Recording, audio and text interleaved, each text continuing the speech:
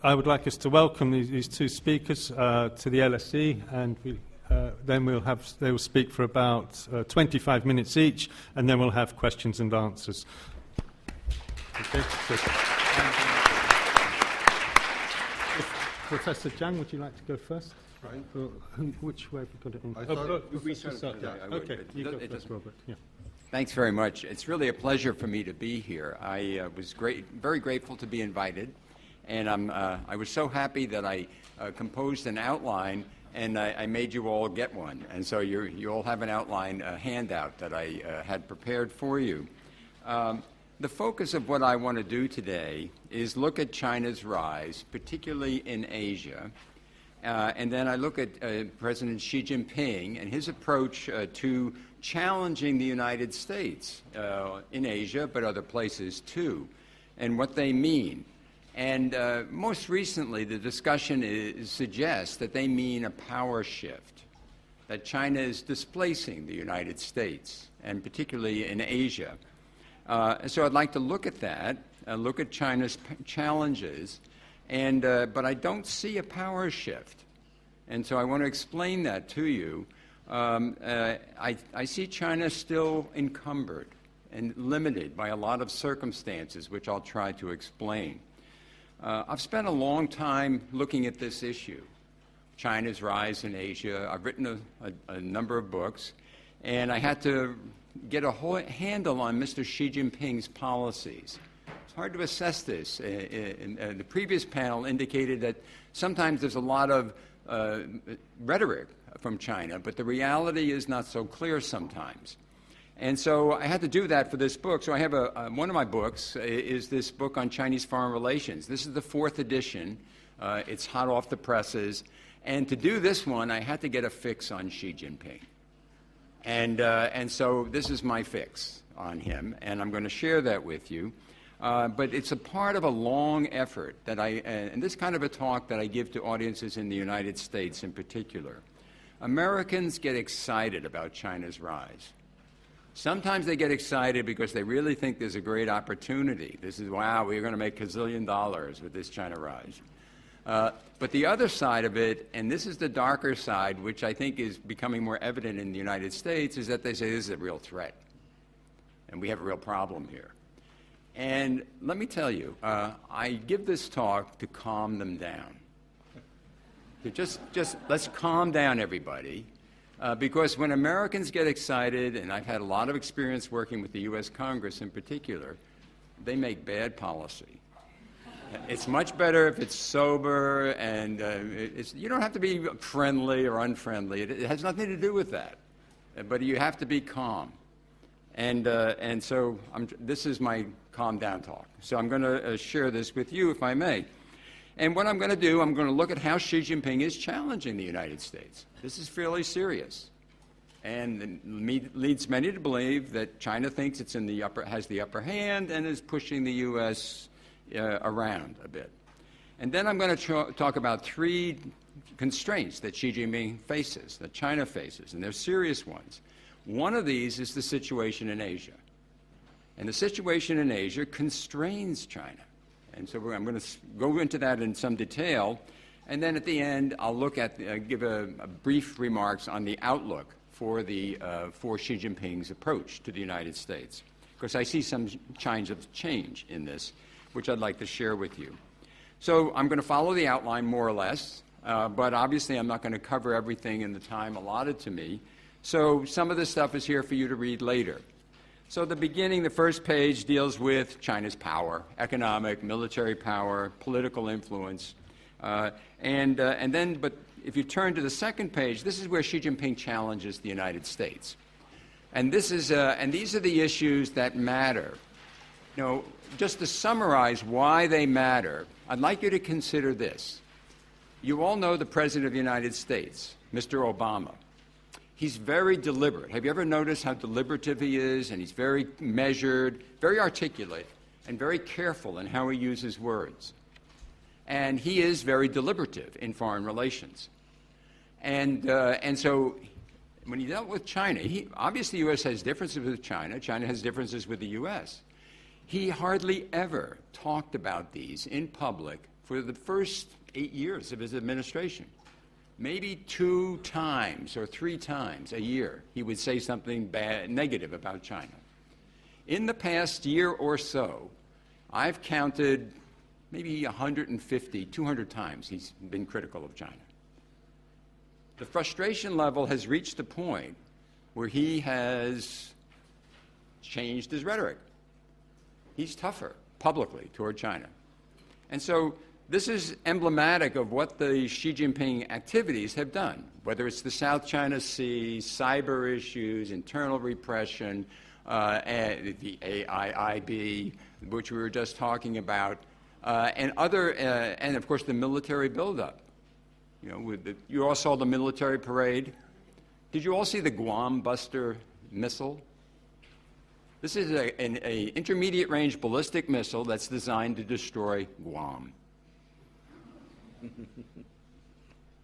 It's not friendly. And so the frustration level is a little high for these sorts of things. So that's my barometer. I think we have a bit of a problem here. But with this overt show of China Dream gets in the way of, it affects U.S. interests in a variety of ways. So the question is China at the stage where it can really push the United States out?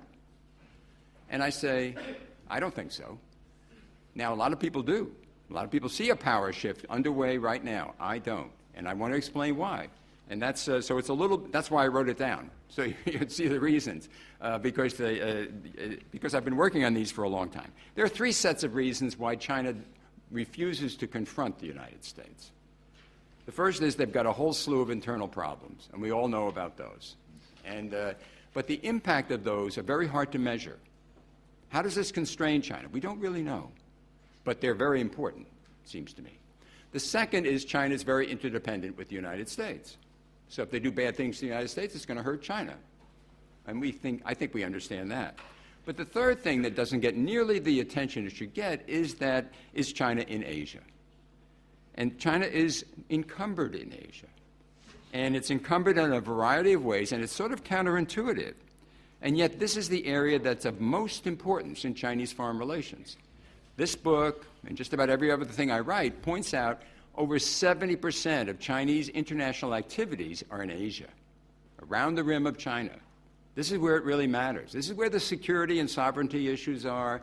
There's no PLA elsewhere. This is where the PLA is. And this is where China meets the United States in a whole series of ways. And so and it has big impact on Chinese development. China does more trade with South Korea than they do with all of Africa, for example. So these kinds of things so Asia is very important. And yet what we find is that China isn't secure there.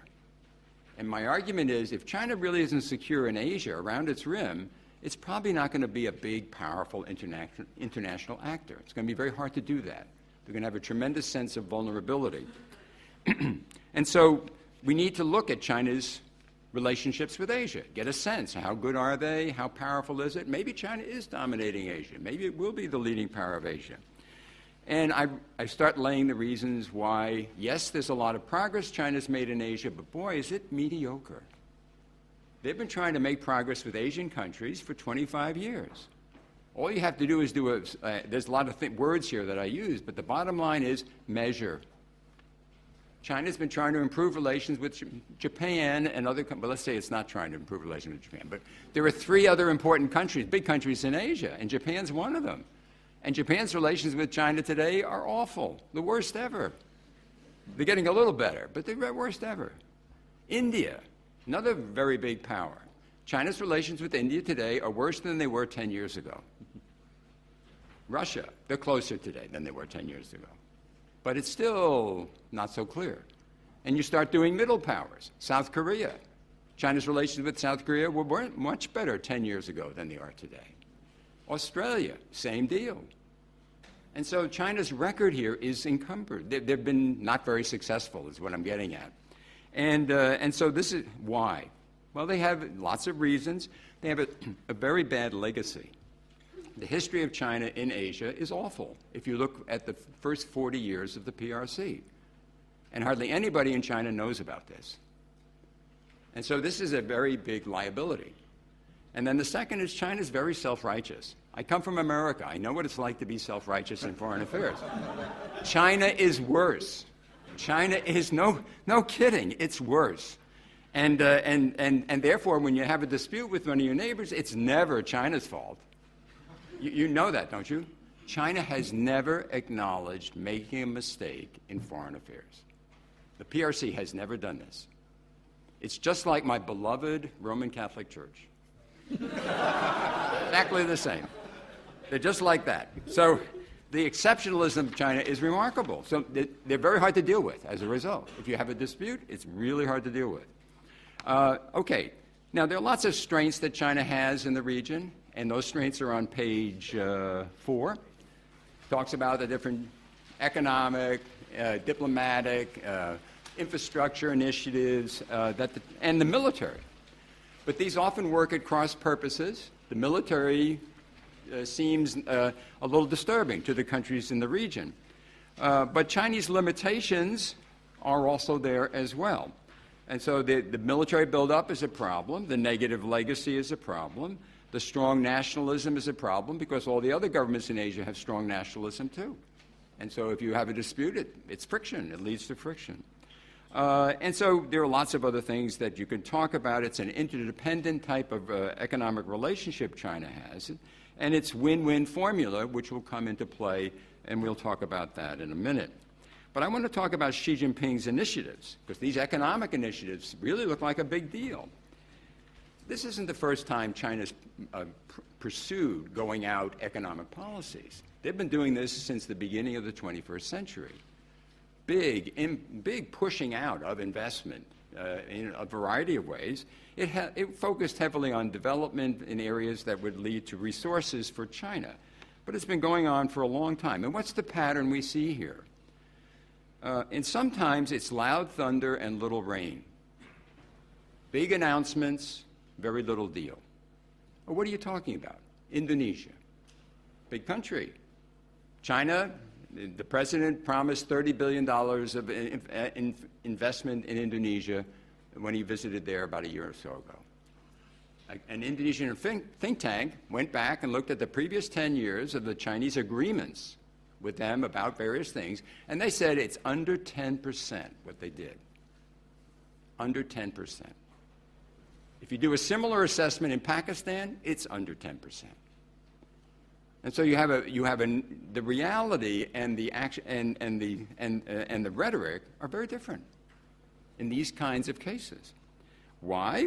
It's hard to invest in these places. They're not really good to invest in. It's unstable. There's all sorts of reasons. But the image and the reality are very different. China is, the Economist last year had a piece on Africa. China's cumulative investment in Africa is 5% of foreign investment in Africa. After all these years.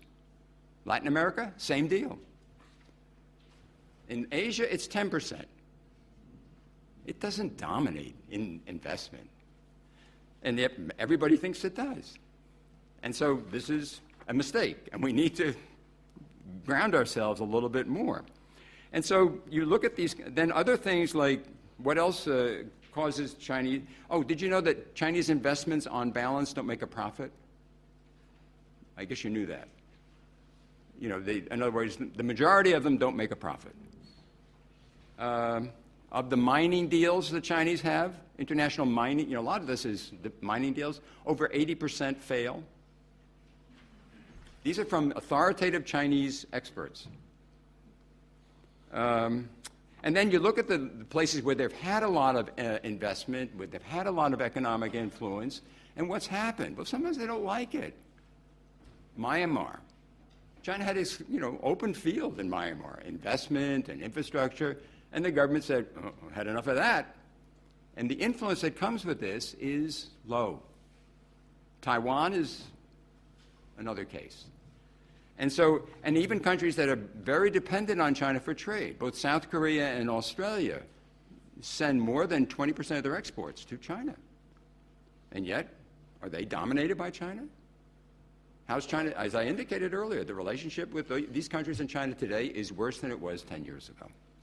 It's not terrible. Nobody's fighting with China, but it's not making much progress in improving its position. And then, okay, then the other part of the outline gets into U.S.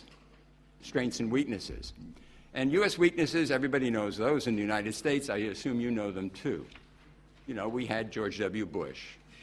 And that seemed to be a lot of problems with that. And there were. And then Obama is weak. Everybody knows Obama's weak, you see. So we had those kind of problems. But, you know, we have a lot of strengths. And this is something that when I try to share this, and I have time to share this with you too. What are American strengths? And there are a couple that I think I really want. Why is the U.S. leading power of Asia? And it's for this reason. I've done a lot of interviewing in the region. I talked to lots of government officials. And this is what they told me. This isn't written down in many places. This is what they said. They said, well, summarizing, in Asia, governments matter. They make the decisions. They're not failed states for the most part. And what do they want? Well, they want development. Almost all of them. Not North Korea, but everybody else. They want development. That's the source of their legitimacy. And what do they need for development? Well, they need a lot of things, but what they really need is stability. So I asked them, I said, is Asia stable? And they look at me and sort of squirm and they're funny looking, and then they look at me as an old American. And they come back and they say, there's this strange country. It's big and it's far away. And for some reason, this strange country sees its interest in keeping stability in Asia.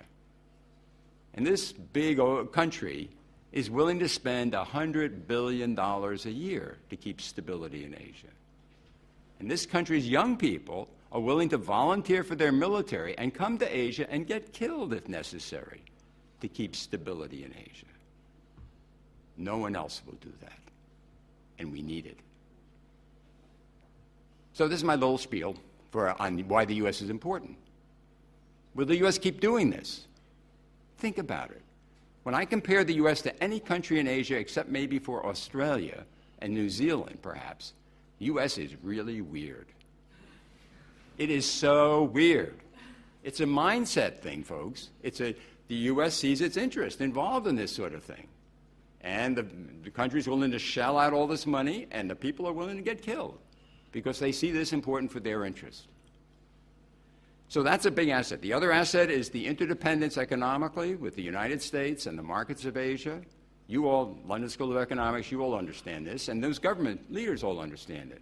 Lots of this trade with China is processing trade, and a lot of it depends on exports out of the region. Singapore ambassador said in 2013, ASEAN-China trade, it ultimately involves, it becomes manufactured goods, and of those manufactured goods, 22% stay in ASEAN and China. The rest are exported out to the United States, Europe, and so forth. It's very interdependent. So, and then another feature about Asia is that these governments are all looking out for themselves. They're hedging, calculating. And so when they look at China rising, they worry. And so they come to the United States, even if they don't like the United States, and often they don't like the United States. And they come to the United States and we say, stay here. We want you to stay. And they do a lot of things to help that. So I don't want to go into this too much, but because I don't have much time, but I just want to talk about in that context, and Mr. Xi Jinping facing big problems in the region, problems that he's exacerbated with his activist approach. What am I talking about? North Korea. I'm talking about Japan. I'm talking about the South China Sea. And now I'm talking about Taiwan. And in that situation, what we find is that he's prepared now to mend fences. He's compromising with Abe. My goodness, I never thought I'd see him meet Abe. Think about it. He's compromised with Vietnam. He works hard. He went to Vietnam. He's trying to patch things up with Vietnam. He's trying to ease tension with North Korea. He tried, and then North Korea did its usual thing. And so I'm not sure where we are now, but he did try last year to mend fences with North Korea and with the United States. In his visit to the United States in September, he got the message. Obama's frustrated. You better do something about it. Now, Is he doing much? He's mending fences. But he's still a bold leader, and he has a strong imperative to be bold. And so we may have more friction with him as we go along. But I think we are in an interlude right now where and this may continue, I don't know. But that's where we are in U.S.-China relations. We have a frustrated president, and he is on the moderate side of the debate in the United States. You look at every other presidential candidate that said anything about China, and they're a lot tougher than Mr. Obama. What exactly they could do is not clear. But the feeling of frustration, when China comes up, it's frustration. Nobody's talking about nice things about China anymore. They're all talking about bad things. So, and I am too, I'm sorry. So I will stop talking, and I look forward to your questions. Thank you. Okay. I think you calmed us down there, but I'm not sure.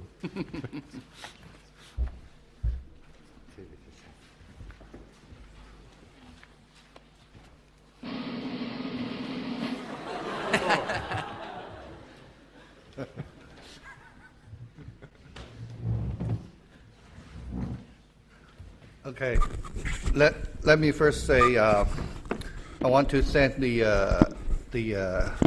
student union of LSE who invited me to this forum, and I just arrived yesterday, and I saw how those volunteers from this organization, how they work, and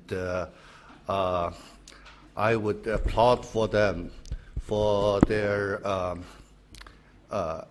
tremendous devotion to this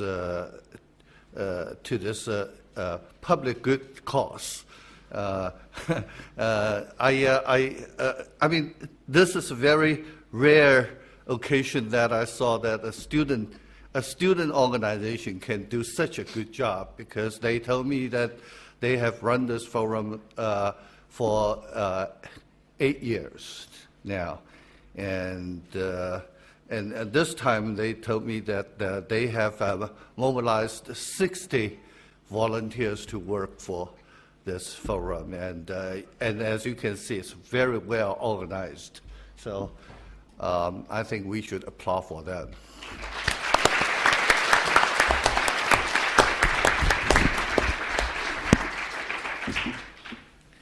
And among the audience, if you come to see a big fight between American and Chinese scholars about the Sino-U.S. relations, I would say that I'm going to disappoint you, because I agree with Professor Sutter mostly about what he said.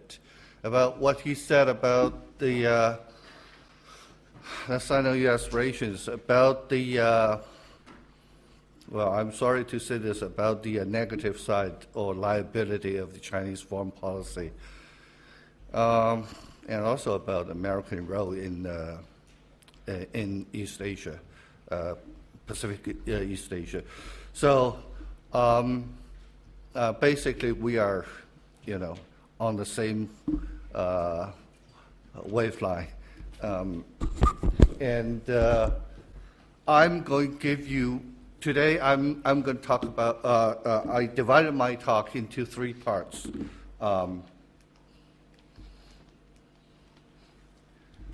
Okay, first, China's rise and its new assertiveness. Second part, prospect of building with the U.S. a new type of great power relations.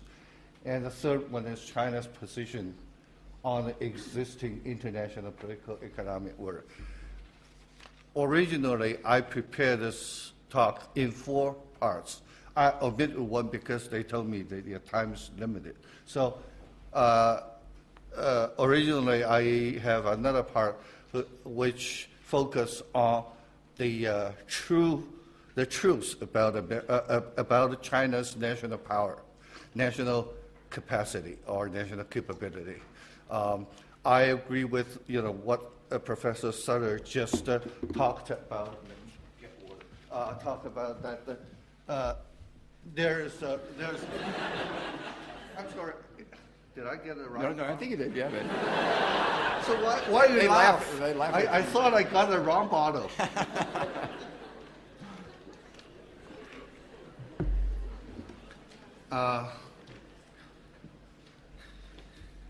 You know, the myth about China's so-called second power place in the world is very much an exaggeration. So now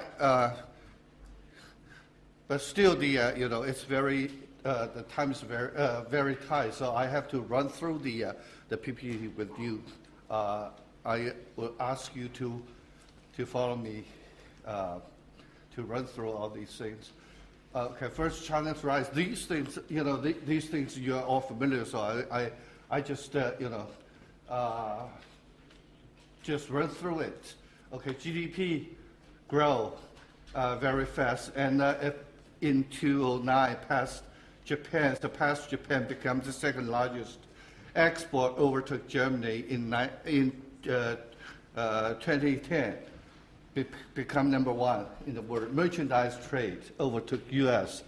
in 2012, number one. And of course, foreign exchange reserve as early as 2006. It's the number one. Everybody knows that China have, you know, so much money, and everybody want a part of it. And that's not a good thing.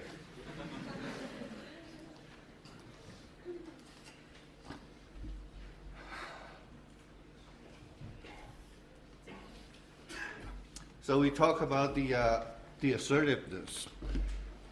When I talk about China's assertiveness, I divide it into two parts.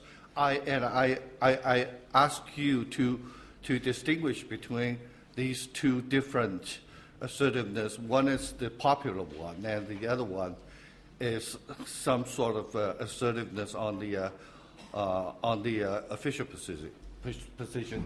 Let's first take a look at the popular assertiveness. Okay, they said that China is number 2 power. In Chinese, it's 老二，世界老二。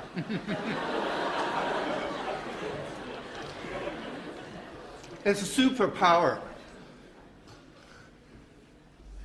China-centric, bipolar world.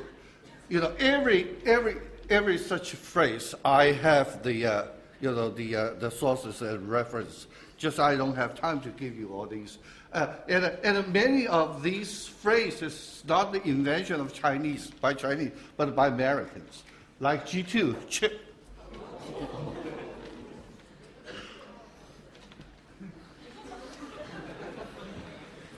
Chimerica, right? These are all the Americans' invention. And we have Martin Jacques.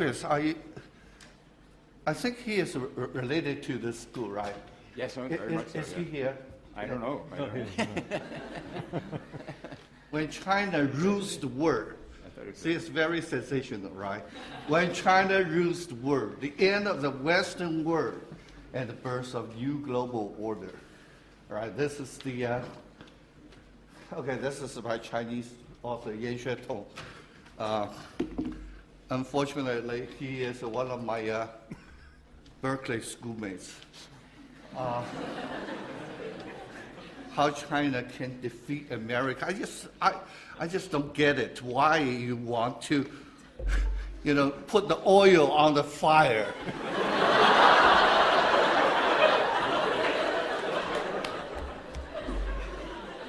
To fend this, China threat.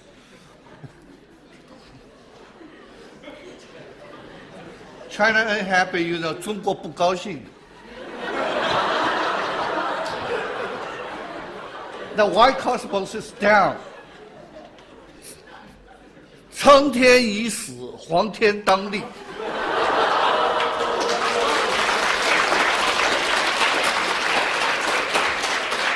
They like it. Can you believe this? They like it.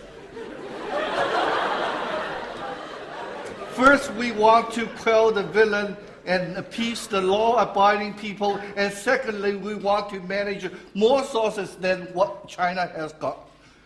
to make a contribution to the people of the world, since history has proved that we can do a better job than anyone else. In other words, they want to be the number one, the cop, the sheriff of the world. Second, the CEO of the world. That's the two functions they want to play, right? Okay, China model, also known as China pattern, China past. This is, okay, if that's the, that one was a popular reading. This is a serious academic book, China model, okay. And the subtitle is this. Okay, yeah. The brand new model of great power rising in human history. And very unfortunately, the author of this book is another of my birthday schoolmates, Han Wei of Beijing University. I mean, oh, okay. Destiny. This book came out just a couple of months ago by Wang Yiwei of the Renmin University. Why China can lead the world. Okay, so give you an idea, what the, I cannot say most, but many, many Chinese, ordinary people and serious scholars, this is what they think about China now. But I would say that Chinese government, high-ranking officials, they still keep a clear head about China's true position in the world. So these are the evidence. Xi Jinping said China is still the largest developing country in the world. Okay. Last year, when he gave a speech at the King's College in Belgium, he told his audience that China still have 200 million population in poverty, and to impress, to give a clear idea to his audience how serious is this problem. So he said 200 million is the total population of Germany, France, and UK put together. All right. And Li Keqiang also said that he said, when I travel abroad, I always have the feeling of being coaxed. 忽悠，他说我在国外旅行，我在国外访问的时候，我经常感觉被人忽悠。That's his the original word. Okay. With about 200 million people in poverty. Wow. Time flies. So this is Li Zhaoxin, former foreign minister, if you still remember it. He said, now there are talks about China being number 2 of the world, and together with the US being called G2. Who buys it? Only a sucker does. The original word is 只有傻帽才信。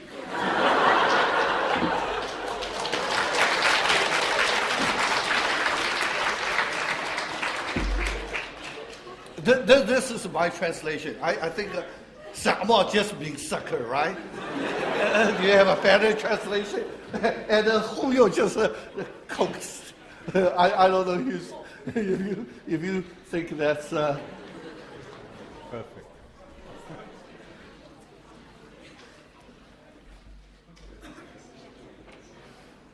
Okay, so now we see this assertiveness mostly on the popular media, and we see this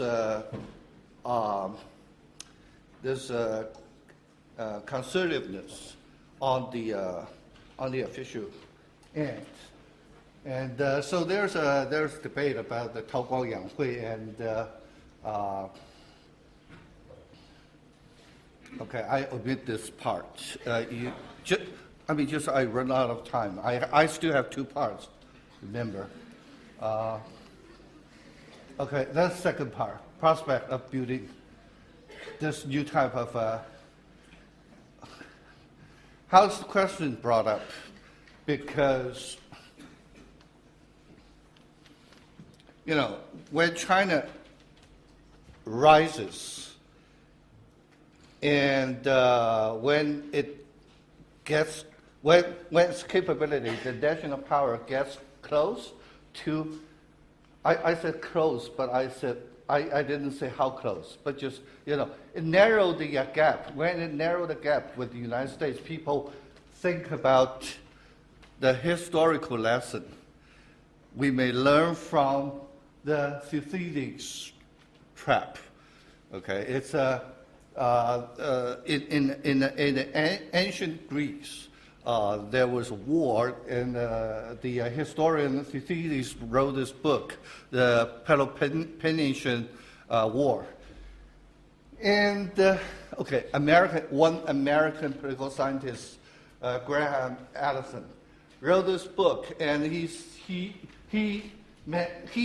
coined this phrase, the Thucydides trap, meaning when a latecomer rises, and there will be a very dangerous situation between this power, rising power, and the existing power, and it causes Thucydides trap. Why it's dangerous? Because he said in the past 500 years, there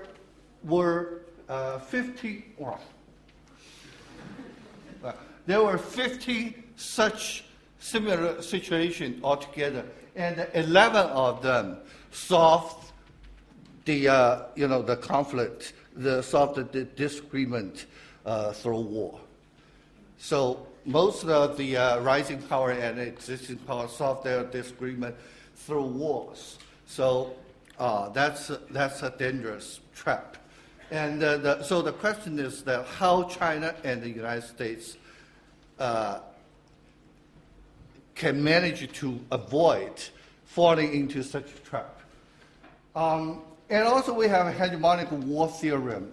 The main author, many authors wrote about this, but the main author was Robert Gilpin, also an American political scientist. And he said, this is my summarized, okay. It's when division of the interest, you know, as a realist, the realism says that the interest, the global interest is divided according to the distribution of power, okay. And he said when the distribution of, Gilpin is also a diehard realist. He said that when the division of interest departs from the distribution of power, then a war is likely. If these two powers cannot solve their problem peacefully, then the war will be the last result. So Xi Jinping said, well, can we try to avoid this Thucydides trap? And he said, so his proposal is that to build a new type of great power relations. And basically there are three main points in his proposal. One is, number one, mutual respect of vital interest. And number two, no conflict. And no conflict and confrontation. And number three, win-win cooperation. Okay, this is the possibility. I think this, if both sides try, and if both sides try really hard, I think it's possible. It is possible to avoid the Thucydides trap, meaning that the two countries, America and China, can avoid a war. And the reason I summarized 8 8 points. One, the most important for a realist is the power position. All right, the gap in national power. So this is why I said I agree with Professor Sir just talked about. He talked about that China's power is still far behind the United States. You know, the gap is very, very big. And if the gap is really big, then the United States won't take so-called China threat so seriously. And if they don't take this so seriously, the relationship between the two countries will not get worse, will not deteriorate. All right. Historical strategic partnership. This is history. Okay, during the Cold War, many facts you young people don't know, but during that good old days when China and the United States were quasi-allies against the Soviet expansion, there were actually quasi-military cooperation between the two countries.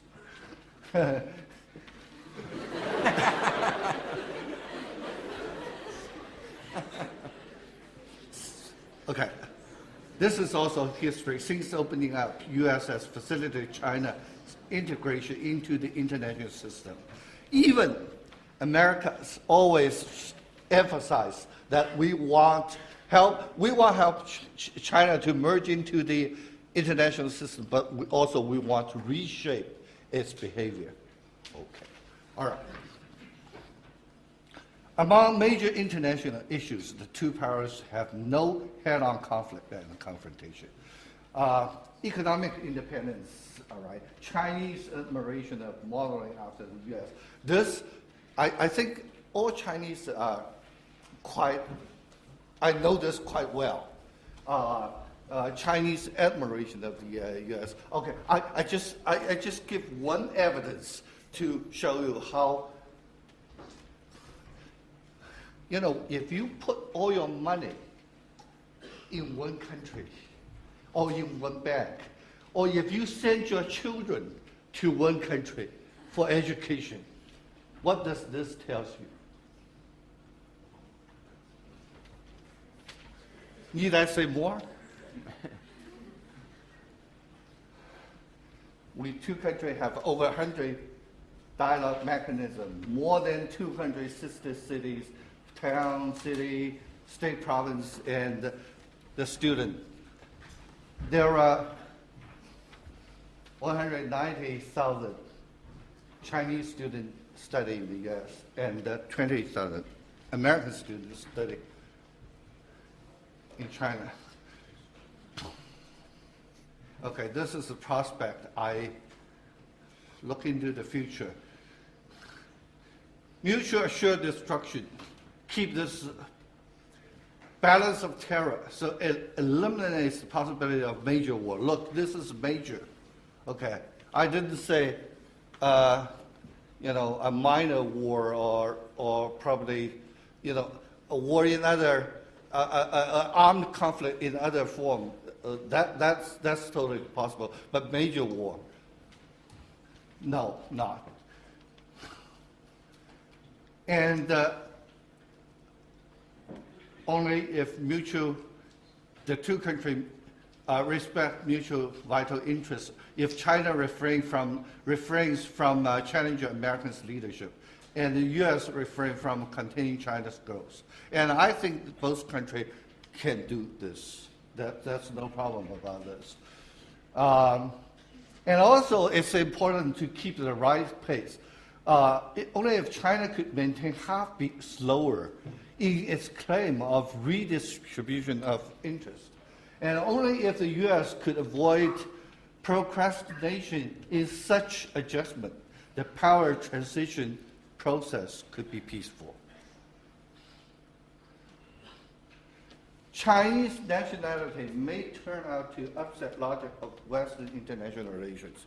What's the logic of Western international relations? It says, when the country becomes strong and capable, the natural outcome is pursue hegemony.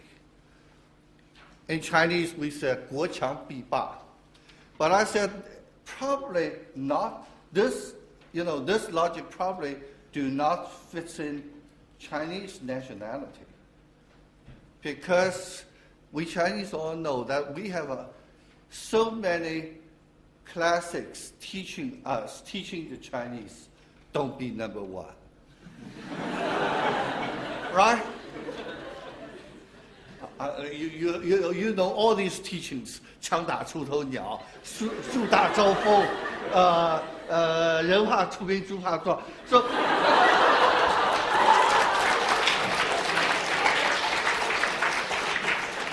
the Western like an adventure.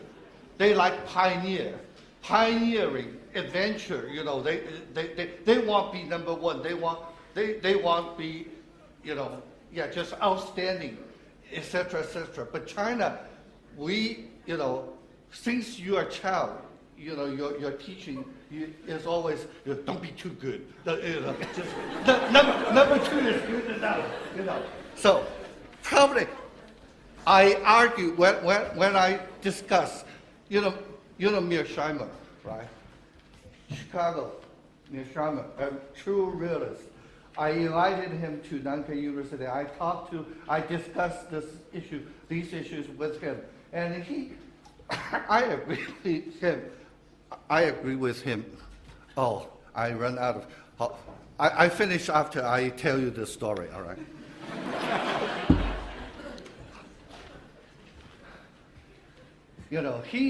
His position is that China and the United States, eventually there will be war.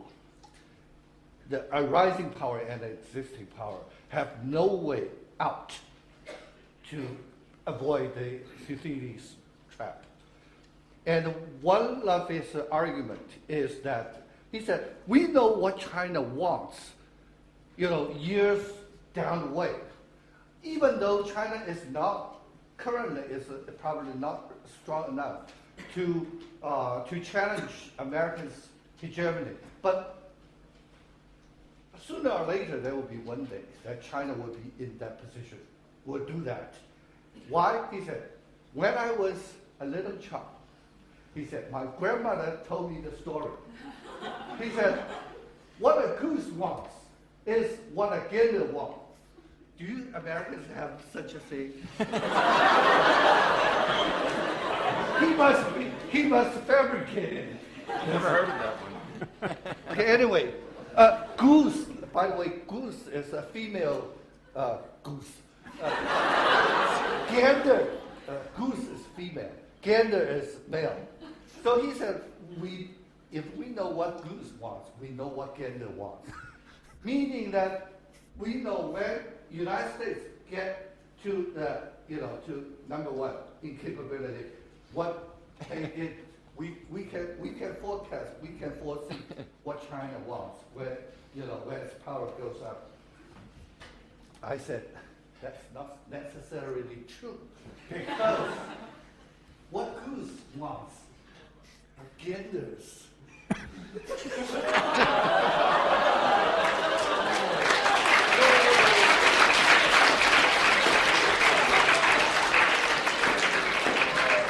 Okay, I finished. I already see my time. I just finished one. China has neither intention nor capability to challenge the existing world order. It doesn't have this intention because so far China has been a benefactor of the current existing international order. I stop here.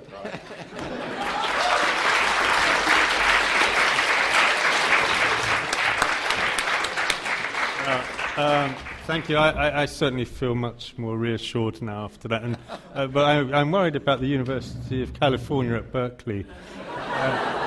But they produced you as well, so we're okay, I think. Yeah.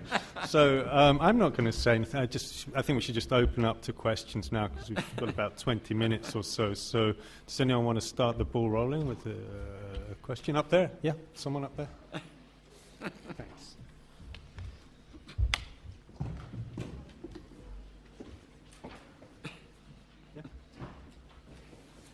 Yeah. Hi, thank you for providing the very realistic and grounded account of U.S. and Sino relations at this point. But it would definitely be an exaggeration to say that U.S.-China relations is a zero-sum game. But my question is there any dimension that is possibly a zero-sum game? For example, territorial claims in the South China Sea, or maybe if something happens in Taiwan. And a related question would be then, because I'm from Southeast Asia. So because if there is a zero-sum game in a particular dimension, would then countries in Asia or Southeast Asia have to lean to one side? Do you want to respond to I'll start if you want. I don't think we're at a stage of zero-sum game, but they easily could be many issues that would be a zero-sum game calculus. I think let's take the Xi Jinping's emphasis on mutual respect and core interest. The Chinese have core interest, and those core interests involve the territory of other countries who are allies of the United States. And the order in Asia is something that, as I emphasized, the U.S. puts a lot of stake in being a stabilizer in the region. And if the Chinese act on their core interest, which are, very sensitive issues, that could be a very zero-sum thing. I mean, that's a challenge. If China attacked Japan in the Diaoyu Senkaku Islands, that would immediately bring up the U.S. Defense Treaty of Japan. There you have a zero-sum game, it seems to me, very much. So I think it can happen easily in many places, Taiwan too. I don't think we're there. I don't think either side has any intention of doing this, but that type of dynamic could take place. On getting the countries in the region to take sides, this is, I think the U.S. government certainly understands that that's a non-starter. That's really dumb to try to get these countries to choose. I don't know who was behind this AIIB and getting Britain not to be part of this, but in East Asia, that is not done. Because the awareness is that if you want to alienate the countries of the region, just do that. And so the rebalance policy doesn't really, I don't see them doing that. I see them with a keen understanding that Asian countries are hedging, they're calculating their own interests, and this can work for the United States in the sense that they will work with the United States in various ways, and sometimes they won't. And they won't be friendly to the United States in many cases, but because of U.S. engagement with them, with the rebalance policy, they'll be stronger. And Asia will be full of stronger countries. And that's very much in U.S. interest. And it may not be in China's interest.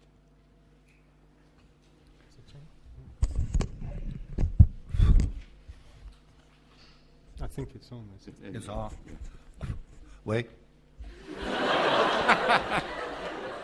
Hello? Well, I don't see, so as I said in my PPT, U.S. and China, so far at least, I don't see any head-on conflict between these two countries.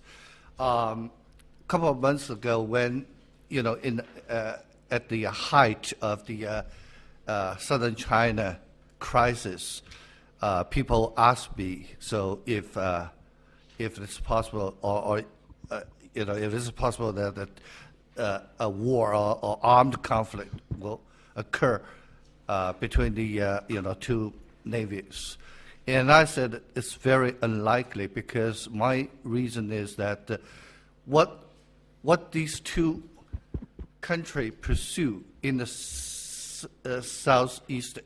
South China Sea are quite different.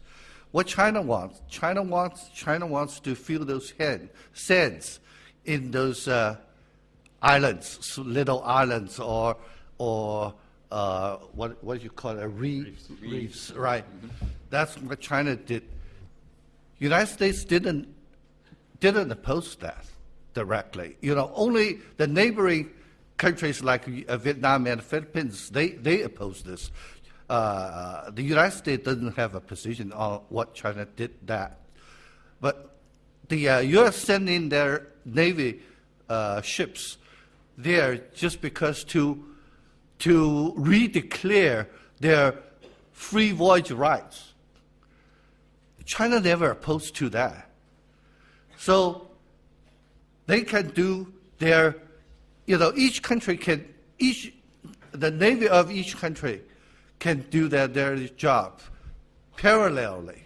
So you declare your right of free voyage, and we feel sense in those little islands and reels that China claimed to be their own territory. So it's not like China and Japan on Diaoyu Island, because Japan said this island is mine and China says this is mine. So it's a right head-on conflict, and so in such a situation, it's not zero-sum game. And also on Taiwan, you mentioned. On Taiwan, I think the United States has learned from its experience during Chen Shui-bian's administration. Truly, this is not a joke. Because at first, George Bush Jr. Supported Chen Shui-bian's Minjingdang, DPP. It's like playing with fire. But toward the end of Chen Shui-bian's administration, George Bush Jr. find it's very, very dangerous because Chen Shui-bian, Chen Shui-bian's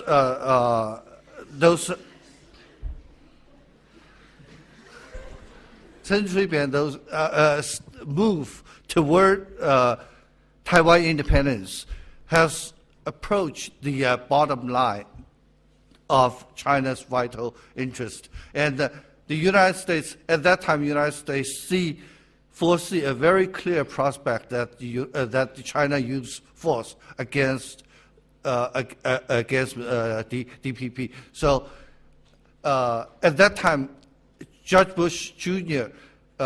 Did something that's very unusual. It warned Chen Shui-bian that if you go ahead like this, we will just leave you alone.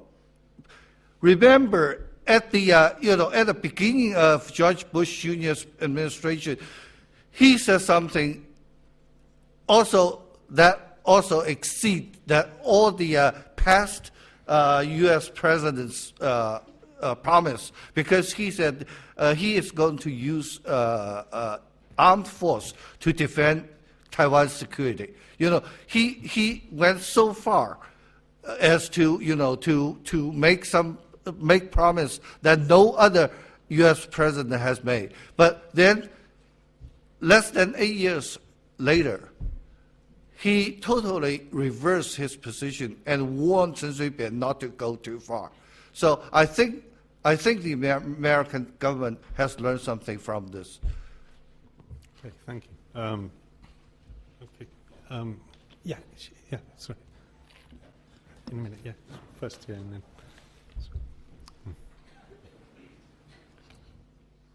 Thank you, professors, for clarifying the impossibility of war between the two countries. However, when we look at Japan and Japan's regime trying to build up its military capability, do you think America is trying to threaten China vicariously through Japan and its might? Should we take another question as well? Because, yeah, that's fine. From just here, yeah, in this row, yeah. Thanks. Because we haven't got much time. So, yeah. So when Taiwan just had the new woman president, what do you think will be the Chinese new foreign policy on the issue of Taiwan? Because this new president seems like anti-Chinese government. So what do you think? Good. Okay, thanks. So Japan and Taiwan, two easy questions. It shouldn't take long. I'll start. You go first. I wanted to say, Do one each. I want to say two things first, though. First of all, I think the U.S. government wants to go back where we were with Hu Jintao. The U.S. government isn't looking for trouble here at all. Mr. Obama doesn't want any trouble with China. And so that's something, rather than having a zero-sum competitions thing, it's something that's been imposed on them, as far as I can see. And then let's see. Okay, then let's get to the. I have one of the reclamation efforts. The U.S. did protest that a lot. They saw this as disruptive of the order in the South China Sea when the Chinese went about this. This is part of the destabilizing situation. The U.S. protested this very much, including Obama. So just a fact. On the what's the ground of its, what's the ground of its protest? It's very disruptive to the stability of the region, destabilizing. Yeah, but I mean, what's the say? Do they have any ground of say international law or what? Well, I don't have the statements in front of me, but they did make a big deal out of this. That's the point I'm getting at. Okay, the China being threatened by the United States threatening China through Japan. Japan is a very important country for the United States' strategic presence in the region. And Chinese behavior has been pretty intimidating toward the Japanese. And so they seek more assistance. And the U.S. has been pretty strong in supporting Japan. My sense is I see this as more reactive, but would China feel threatened by this? Probably. I mean, there's lots of things in Japan already that they should feel threatened by, and I'm sure they do. So this would add to that. But I don't think it's aha, let's threaten China through Japan. I think it's much more. I think it's much more jeepers. Japan's getting a lot of pressure from China. What do we do? I think it's that kind of reaction. China's new policy for Taiwan, I wish them luck. The Chinese have, we talked about Asia being important for China. They have a very serious set of problems in Asia. We talked about Japan, we talked about North Korea, we've talked about the South China Sea. These are all problems that Xi Jinping has, and now he has Taiwan. And this is, I was talking to some on the side, talking to some people on the side here. Mao wouldn't do this. Deng Xiaoping wouldn't do this. They would take one thing at a time. And this is the most important region for Chinese foreign relations by far. And he has 4 big ones. Good luck. No, I think it's, and he's made him worse. In the Japanese case, he's made him worse, and I think in the South China Sea, he's made it worse. South China Sea would have been easy if the U.S. wasn't involved, but now the U.S. is deeply involved, talking about reclamation of reefs, this type of thing. He's got problems because of this, and so now Taiwan's added to the list. Okay. I think I make 2 points. Number one is that speaking of the Sino-U.S. relations, I think the we should look at the very foundation or the very fundamental thing in this relation, which is there are no conflict of vital interest of the 2 countries. That's most important thing. Quarrels, disputes, and conflicts. That's a full full of the history of the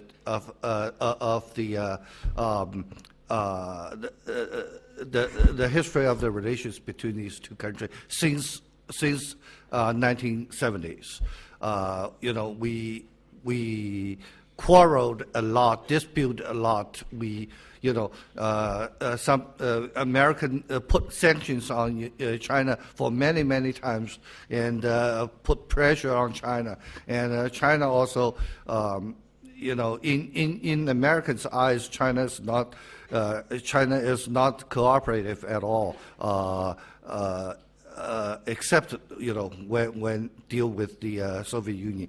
So it's like, these two guys, they don't have any fundamental disagreement or conflict of interest, but their relations not smooth, not friendly, but full of dispute, things like that. So my judgment is that I look at the fundamental things that's the reason of my judgment that there will be no serious confrontation between these two countries. For example, you talk about the reclamation of those reals. I don't think the U.S.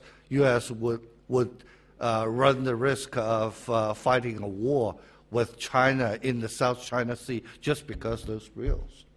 On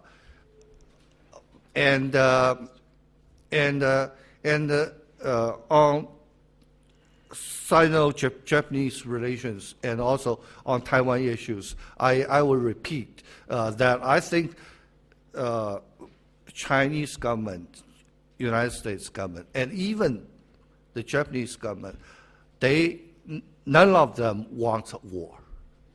None of them wants war. And the good thing is that, there was some time that the government, sometimes the government doesn't want war intentionally, but sometimes they were just cornered without other choice. But fortunately, the Japanese government and Chinese government, and now I think they are out of this corner. And I don't think any government will look for a war. So I don't think such situation will be very realistic in the future. So we don't have to worry about that. We kind of run out of time, but I see the organizer wants to ask a question, so I guess that means it's all right to have another question, because you're in charge. Huh? So first of all, really thankful for the impressive speech we had. So like both professors, you guys are realists. I am as well, because like as John Mishmer said, every Chinese are realists. So, but like you guys had very concrete reasons and the rational calculation about national interest, and deriving to the conclusion that there's low possibility that China and the U.S. is going to confront with each other entirely. But I actually have a more pessimistic suspicion that, like from the former Secretary of State Robert McNamara, his 11 lessons of life, he said the goodwill will not save us, as Professor Zhang mentioned about the intention. So, and also like if we look at the historical record, like before the World War I, at the end of the 19th century, that was actually the height of the internationalism and cosmopolitan, and like triumph of liberalism and like German philosopher Kant's ideas. But then suddenly the world just came in and descended into chaos. So I'm just wondering if that's possible that the irrational part of the decision makers might overcome the rational force of the national interest and repeat the history again. Thank you. I'd like to say Great question. So do you want to respond? Can we? Well, he's in charge, so I guess he's in we've got charge. time. Yeah. Okay, so just a quick point, because I do think we have differences, fundamental differences. And I want to just lay them on the table. If you look at the debate in the United States and you look at the order in Asia, the pattern that the critics look at is what they call gaming. China's gaming the system. It's probing. And in the South China Sea, that's exactly what they're doing. East China Sea, that's what they're doing. So they don't want war. Obviously, that would be very detrimental for them. And they don't think this will lead to war. And individually, the little probes probably won't. But among the critics in the United States are those who say this is a collective effort to undermine the American position in Asia. And that's very important for the United States. And so when do you reach a point where what the chairman of the Intelligence Committee of the House of Representatives said, this is a death by 1,000 cuts. And the Chinese are carrying out this death by 1,000 cuts, or they're slicing salami.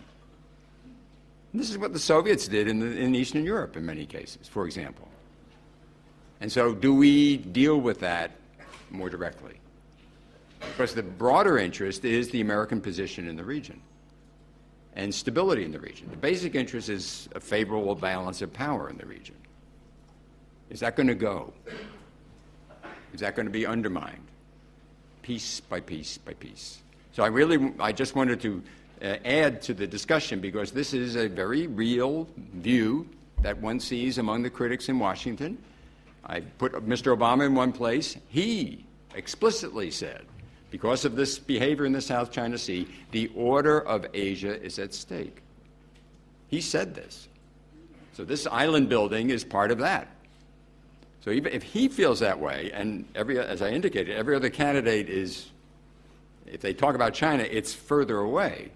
This is vital interest stuff. This isn't just quarrels. And so, we do have a point of disagreement here. And so, yes. And so, finally, at last. So you will have this talk. Where's your ticket? This, I have to say that I totally disagree. I don't think that the United States have a vital interest in South China Sea. And I think the logic you use is very dangerous. You said that the stability will get lost step by step, piece by piece. This is the logic of domino theory. This is how United States got into Vietnam War. And I think the American learned enough lesson from the Vietnam War. They won't use the same logic to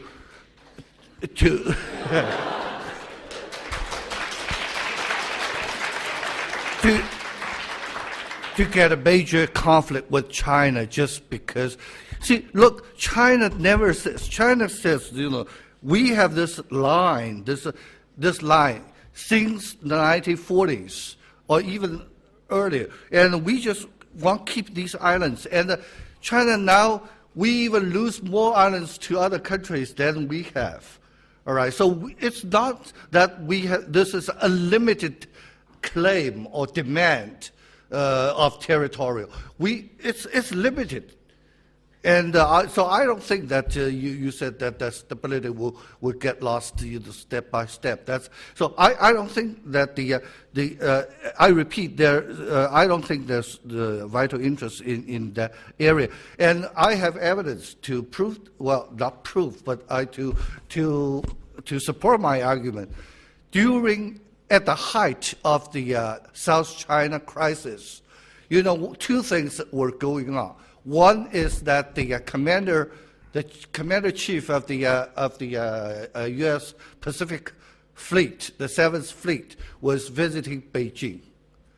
Number one, although they have hard exchange of word with the Chinese military leaders, but still, he was visiting Beijing. This thing itself tells you something. Second, there was a joint military exercise between U.S. and China Navy. Two things going on.